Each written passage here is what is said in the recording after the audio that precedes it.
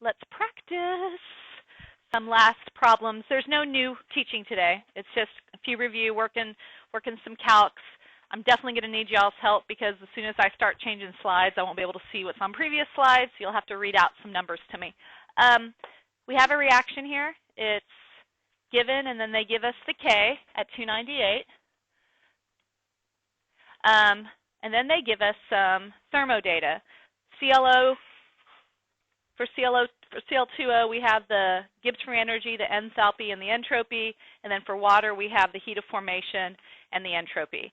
So A says, find delta G using only the above information. What do you think? What do you want to do? Before you jump to a conclusion, you really need to think about what we're given. Noah, be thinking. Be thinking. Instead of blowing your nose, think. Not as hard as math. What do you think? Can we do ghetto homies? Could we find delta H of the reaction? Do we have everything to find delta H? No. Do we have any delta S's? No. We only have two delta. We don't have enough information to find the delta H and the delta S of the reaction. We also don't have delta G of everything either. We have K. So how can we find delta G? Negative rat link, right? Okay, so let's do that. Do you know how to do this? Ugh. Get ahead of me.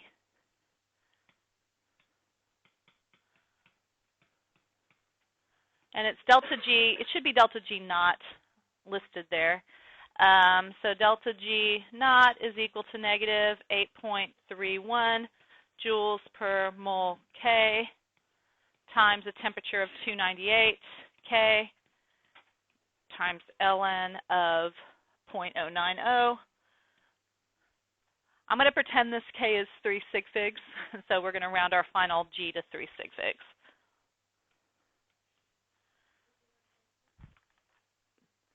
What? 59.6. Anyone else get that? I feel like it was a bigger number. Is that right? No, you can't. I mean, when you get this out, it's in, you can't be in kilojoules. 5,960?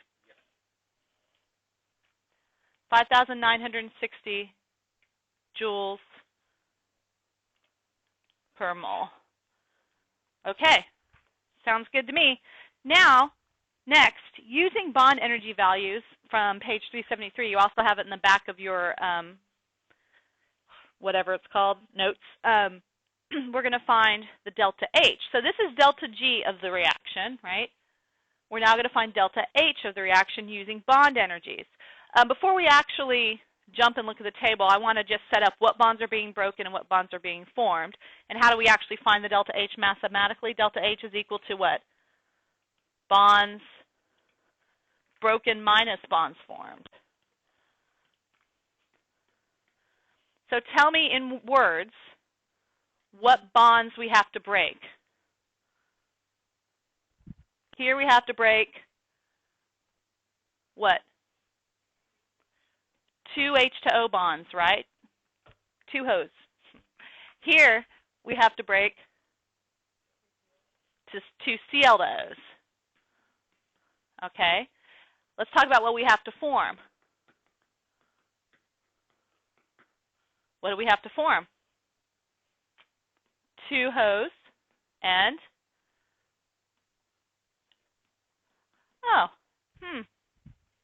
what do you notice? We're forming and breaking the same thing. So what's the numerical value of our delta H? 0. So delta H of our reaction is equal to 0. Kilojoules or joules? Doesn't matter. Kidding. Kilojoules or joules per mole. Whatever. Okay? All right, moving on. How would we find delta S of the reaction now? Ghetto homies, because we have G from the calculation and we have H from the calculation, right? So our G, someone read it to me. 5960 joules per mole is equal to 0, I remember that one, minus 298 times our delta S. So we can get rid of the 0 entirely and just do 5960 divided by negative 298, negative 20.0 joules per mole K is equal to our delta S. Okay? So this problem right here, part D, is going to be a bit of it's two problems. In separate calculations, we're going to have to find heat of formation and then the S of HOCl. One thing I want you to notice is they gave us no information about HOCl. But we have enough information about the other two things in the equation. We know the S and the H of these. So does anyone have any idea how we're going to find the information of just that one thing? Kind of exactly. The reverse Big Mama. Don't we know delta H of the whole reaction, right? And we know all the heats of formation of everything but HOCl. So we're going to set that equal to 0 and put an X for HOCl's heat of formation and solve for it. Remember we did that in thermo? Okay. So we do Big Mama 0 is equal to, now I need y'all to read to me, 2 times X products minus, okay, you're going to have to read to me. Somebody holler it out. Is it 1 times negative 242? And these are all in kilojoules. All right, so now we're solving for X. This is delta H of Huckel. And this is going to be in kilojoules per mole. So solve for X, my friends.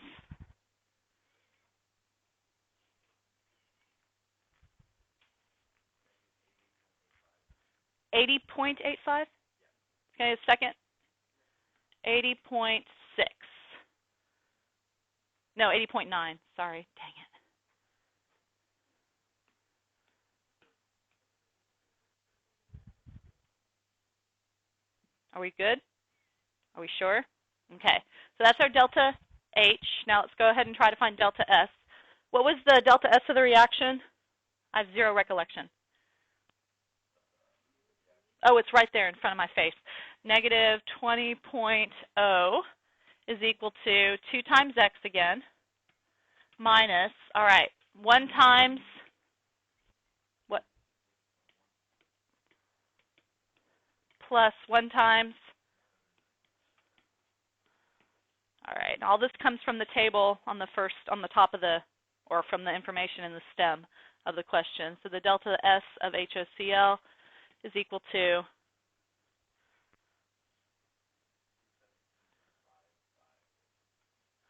218. You got this? Okay.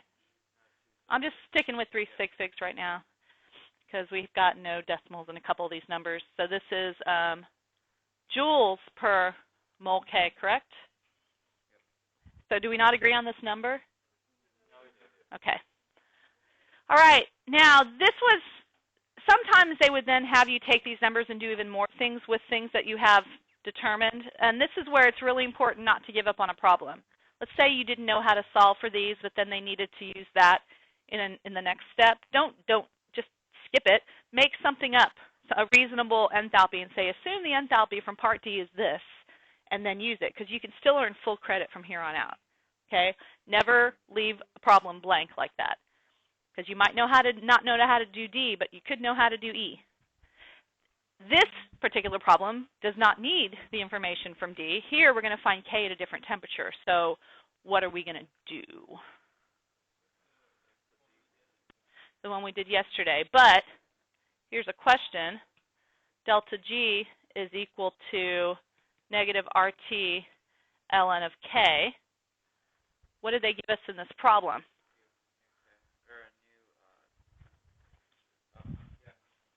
A new temperature, right? But did we have delta G? Yeah, but what is that delta G good at? 298. So what do we have to do?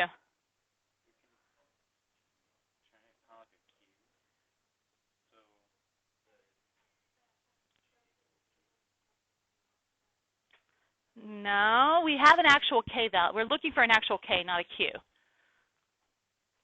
It's as simply as we have the G at 298. We need a G at 300.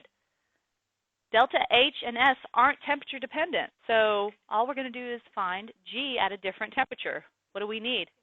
It's just ghetto homies. We're going to take ghetto homies, use the S, which we solved for. Do we have the S of the reaction? Yes. There. And we have the H of the reaction at 0, right?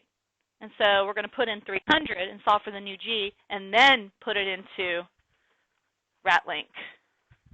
So let's go ahead and do that first. Delta G is equal to delta H minus T delta S. So we're solving for delta G is equal to 0 minus 300.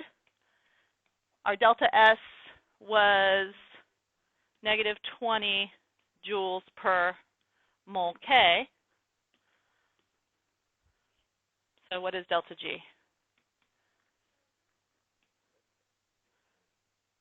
So 6,000 joules. I want it in joules. Why?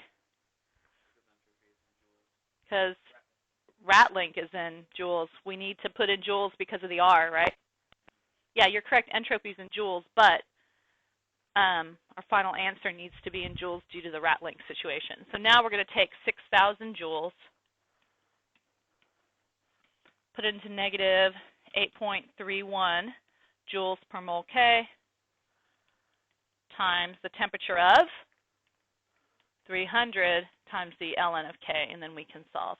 I would say I'd love to be able to predict whether this K is going to get bigger or smaller when we change the temperature, because we have it at 298, we don't have it at 300, but we don't know if it's endothermic or exothermic in terms of where we'd write the word heat, because it's 0, right? We need to, wouldn't work. So let's go ahead and just solve for that value.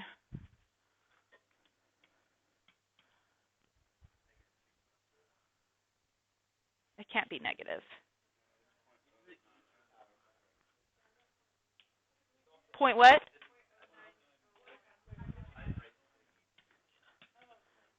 .0901? Okay. Yeah, if you see a negative K, you should immediately go, whoa, whoa, whoa. Can't have a negative K. All right, so that is one problem, which I don't think was too bad, but little things in there could have thrown you off. This next one, this is going to, whew, I don't necessarily know if I'll do all the math because there's a lot of math, but I at least want to talk through how to do most of it because I want to give you time on your quiz. So good little review here. The enthalpy of combustion, heat of combustion of oxalic acid, they write oxalic acid weird, it drives me crazy. That's oxalic acid, is 24605 kilojoules per mole. So that's saying that when we combust what? How many moles of oxalic acid? What is heat of combustion defined as? The heat produced when 1 mole of substance is combusted. So when we combust 1 mole of oxalic acid, this is the delta H associated with it. We got that? All right. They give us a table with a whole bunch of stuff, but notice there is some missing data about oxalic acid. We don't have the delta H of it, so you can probably bet. And when you see this, it's a common thing they'll give you. If you see missing parts of a table, they're probably going to make you solve for that. So that's kind of what's coming up. So looking at this, the first is write the balanced chemical equation that describes the combustion of 1 mole of oxalic acid. We're writing a heat of combustion equation. So how do I combust 1 mole of oxalic acid? Yes. And what do we make? Carbon dioxide and water. Now to balance this, we have to only combust 1 mole of oxalic acid. We cannot change that. That could lead to fractional coefficients, but that's fine. I'm going to balance my C's and my H's first. 2 in front of CO2. H's are balanced. On the left, I have 6 H's, and on the right, I have 5. I need to get rid of an H, basically, on the left. How do I balance it? Yep, put 1/2 in front of the O2, and that is a balanced equation. Okay? All right, good deal. Next up, let's see, get those cobwebs out. You got to know all of this for the AP. Write the balanced chemical equation that describes the standard formation of oxalic acid. Heat of formation equations. What are we forming? 1 mole of oxalic acid from what? From its free elements. That works because remember all the enthalpy of free elements is 0. So when we do that, we're basically doing products minus reactants, and we only look at the product because the free elements are 0. So that's how we do heat of formations. So the heat of formation of oxalic acid, that is what we're solving. That is what this equation is going to represent. So we're going to form 1 mole from the element. So starting with hydrogen, how is hydrogen found elementally? H2 plus 2 C's plus 2 O2s. And there is a balanced heat of formation equation. Okay? All right, next up. Using the information given above and the equations in A and B, calculate the delta H for oxalic acid. So we're looking for, like I said, we need the heat of formation of oxalic acid. Looking at just what I have on this page right in front of you, how could we solve for that? Very similar to what we did in the last problem. What is this number representing? Right. Exactly. This is the heat associated with that equation. So what can I do to solve for heat of formation of oxalic acid? Big Mama, again, that kind of reverse Big Mama thing, where we're going to plug in that as delta H. It's 24.605, set it equal to products minus reactants, setting this guy equal to X. Got it? Does everybody understand? Combustion, combustion. Heat associated. So let's go ahead and do at least this. We have, I already forgot the number, 246.05. 246.05 kilojoules per mole is equal to, all right, y'all have to read products 2 times, okay.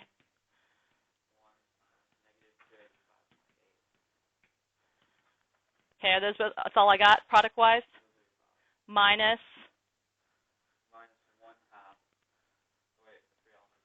0. Yeah, I'm not going to put the oxygen in there. And what's the, and it's just X. And there's only one of them because we're doing 1 mole. We're combusting 1 mole. So there we go. So let's go ahead now and solve for our X. So the delta H of formation of Huckel is equal to what?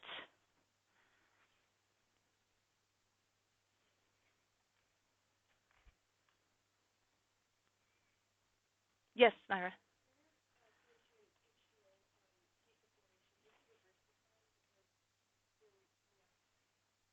It's products minus reactants. So no, you don't change signs. Don't, where did that come from? I don't think we changed the sign in the other one. For what? There's no sign changing. I don't know what you're talking about. For which one? Was I not told the correct numbers?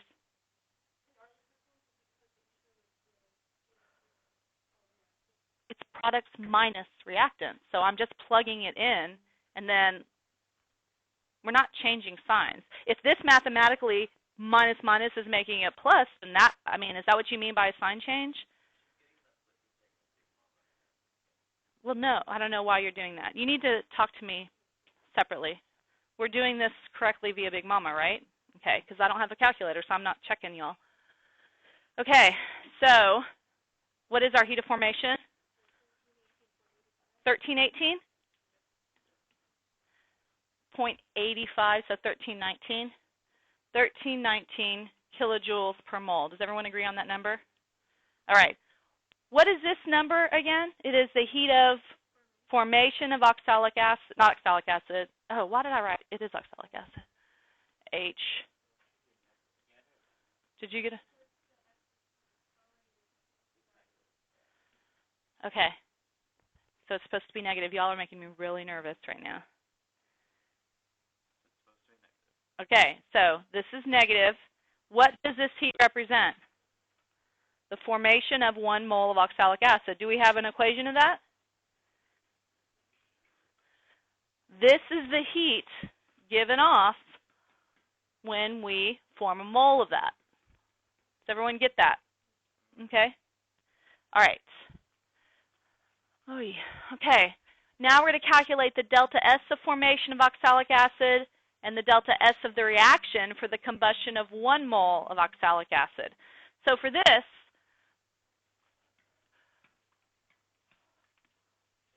I'm going to split you guys up into 2, and we're going to have these 2 rows. You guys are formation rows, okay? And then the rest of y'all, I need everybody involved, are reaction, combustion. So what you're going to do, we're going to find these using Big Mama. You now have everything you need in the table to find the actual value. I'm going to pull out my notes, and I'll start writing the equations while you guys calculate. Do you see how you have everything you need in the table? You have all your delta S's? Yes, Demo, we see that. I'm going to pull out a copy of these. Okay, so for my heat of formation, this is going to be hard because I don't see the equation. 1 times, I can't do this. I can't do this back and forth business.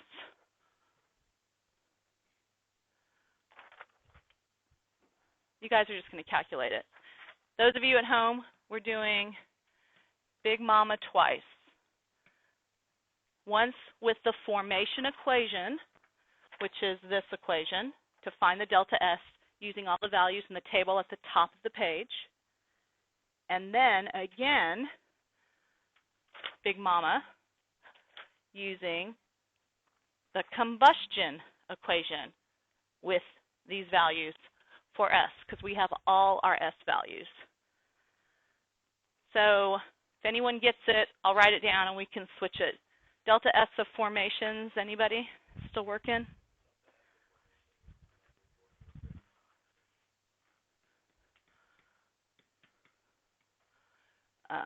Can anyone else second that? Yeah? Okay, cool. Delta S of combustion?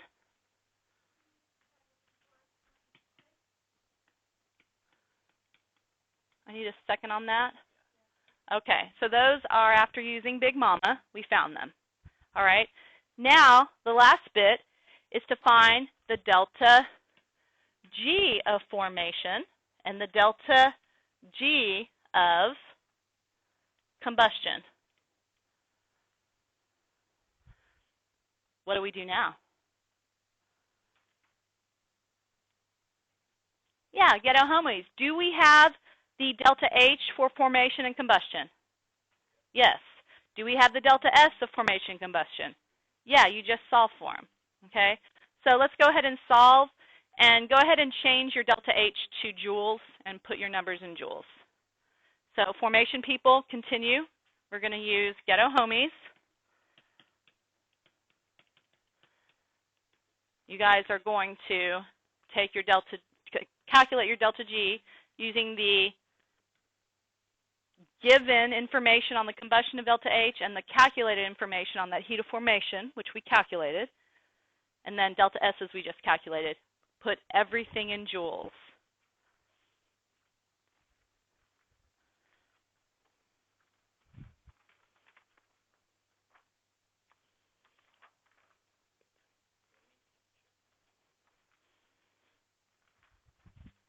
They're all nuts.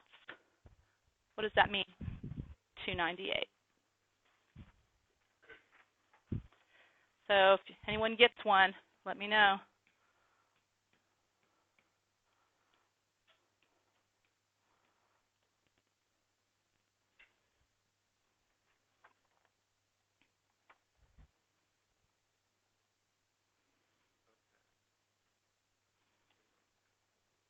What'd you get? Just yell it out. We got to start somewhere.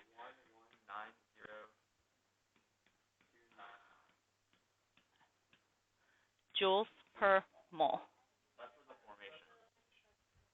That's your formation? No. These are. So this is formation? Did you? Other people got that? Okay, so I need combustion, people.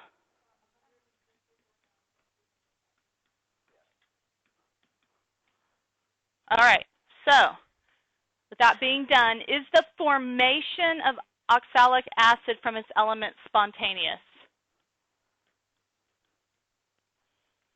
Is the formation spontaneous?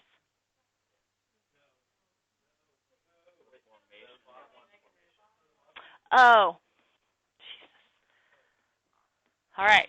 The formation, negative, yes. Delta G. So when you answer, is it spontaneous or is it thermodynamically favored? You don't just say yes. You say yes because it's negative. That's a reason, okay? But you got to say because it's negative.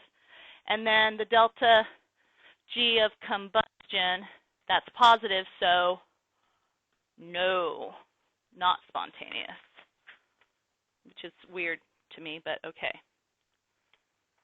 All right. Any questions? So you're going to get more practice with this stuff on the quiz, group quiz on Monday, and then the extra credit on Tuesday. I'm sorry. Yes. What are we doing? And Wednesday, since that's a shortened day, we're just going to go ahead and grade the extra credit, and then the test is on Thursday.